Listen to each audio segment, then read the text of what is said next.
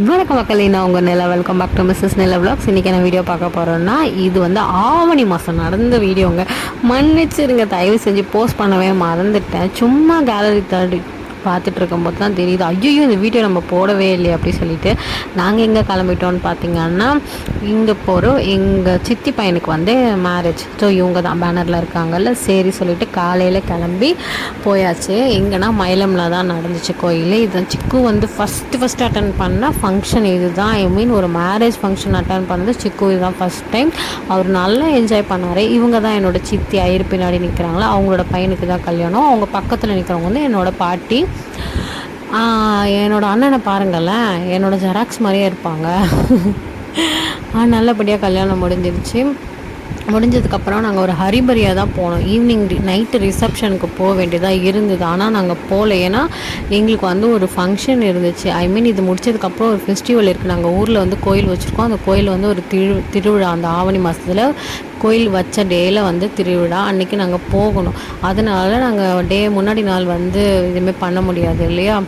வந்து ஸ்டே பண்ணோன்னா சாமிக்கு புடவை இதெல்லாம் வாங்கிட்டு வர முடியாது. ஃபங்க்ஷனுக்கு வந்துட்டு அங்கே போக முடியாது.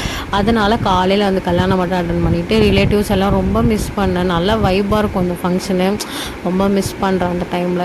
சரி ஹரிபரியாக தான் போனோம். போயிட்டு ஃபங்க்ஷன் அட்டன் பண்ணி கொஞ்சம் ஃபோட்டோஸ் தான் எடுக்க முடிஞ்சுது. ஏன்னா டைம் ஆகிடுச்சு சொல்லிட்டு டக்குன்னு முடிச்சுட்டு சாப்பிட்டுட்டு நாங்கள் அங்கேருந்து கிளம்பிட்டோம். கிளம்புறதுக்கு அப்புறமா பார்த்திங்கன்னா, நாங்கள் இப்போ வந்து எங்கள் ஊருக்கு போயிட்டுருக்கோம். அங்கே வந்து கூழ் ஊற்றி நைட்டு வந்து கும்பம் படைக்கிறது.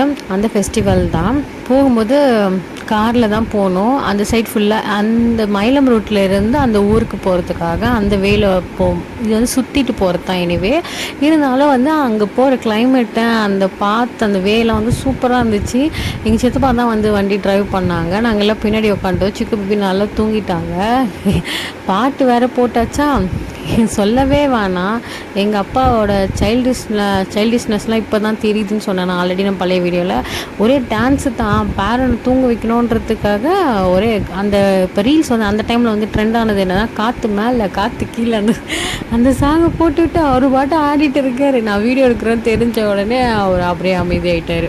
ஃபுல்லாக டான்ஸு தான், ஒரே வைப்பு பண்ணிவிட்டு அங்கே போனோம். ஆன் டைமுக்கு கரெக்டாக போனோம். ராஜமாதா வந்துட்டு வேலையாக போயிருந்தாங்களா, அவங்க முடிச்சுட்டு நான் அப்படியே வந்துடுறேன் அப்படி சொன்னாங்க. அவங்க வந்து அந்த பஸ் ஸ்டாப்பில் வந்து இறங்கினதுக்கப்புறம் அப்பா வந்து பிக் பண்ணிக்கிட்டாங்க.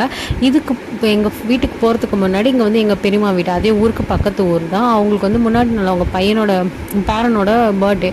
ஸோ அதுக்கு வந்து எங்களால் போக முடியலன்றதுனால போயிட்டு அன்றைக்கி மொய் கொடுத்துட்டு அங்கேருந்து கிளம்பி இப்போ எங்கள் பெரியப்பா வீட்டுக்கு தான் போயிட்டுருக்கோம். பெரியப்பா மீன்ஸ் எங்கள் அம்மாவோட கூட பிறந்த அக்கா, அவங்க வீட்டுக்கு தான் நாங்கள் போகிறோம். அங்கே தான் வந்து என்னோடய அப்பா வந்து வேண்டிக்கிட்டு சாமி சிலை வைக்கிறேன்னு சொல்லிட்டு வேண்டிக்கிட்டாங்க.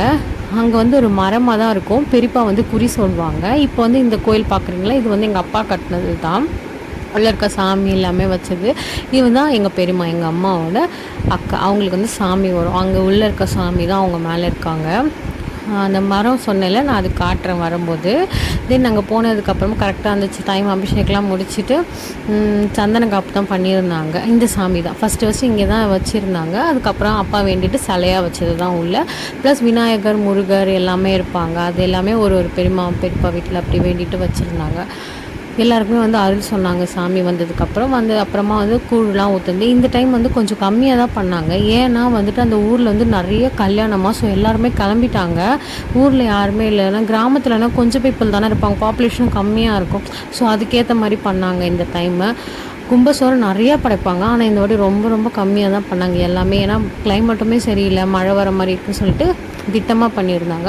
தென் வந்து கூழ் படிச்சதுக்கு அப்புறமா இந்த வீடியோலாம் நான் ஏன் லேட்டாக போகிறேன்னா, என்னோடய மொபைல் வந்து என்னோடய தம்பி வந்து தூக்கிட்டு போயிட்டான்.